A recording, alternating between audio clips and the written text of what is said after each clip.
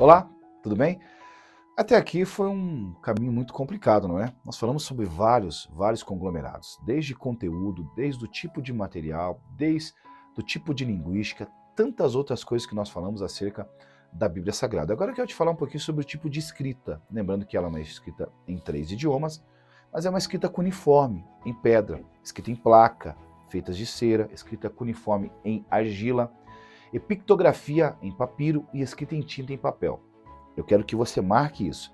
A escrita cuneiforme em pedra, que é uma escrita circular, a escrita em placa feitas de cera, ok? Que é uma escrita cuneiforme, uma escrita, né, angular.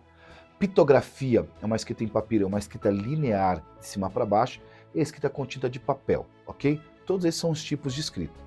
Alguns tipos de escrita utilizados nos manuscritos são muito específicas, das quais nós temos acesso, e você pode procurar e você vai perceber. Uma delas é a uncial. Os mais antigos manuscritos gregos só utilizavam letras maiúsculas, logo o termo unc, né, maiúscula, desenhadas sem separação entre as palavras, que datam do século VI, aproximadamente, é a data dessa escrita. Mas também tem o método cursivo, era o tipo de escrita onde as letras minúsculas eram conectadas com espaço entre as palavras e elas eram datadas do século IX, ok? Então, uncial, cursiva, ok? São os tipos de letras. Mas tem os sinais vocálicos.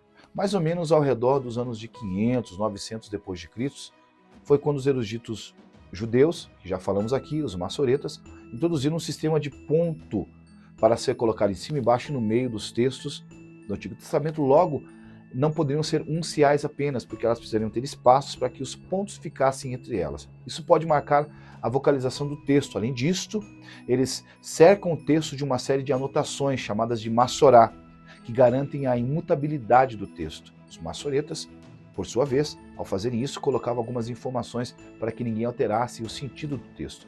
Esses pontos, chamados de pontos vocálicos, exerciam uma função de vogais, e a vantagem é que elas não podiam acrescentar mais nada, como algumas pessoas estavam fazendo em certos textos, a fim de mudar a percepção ou o conteúdo.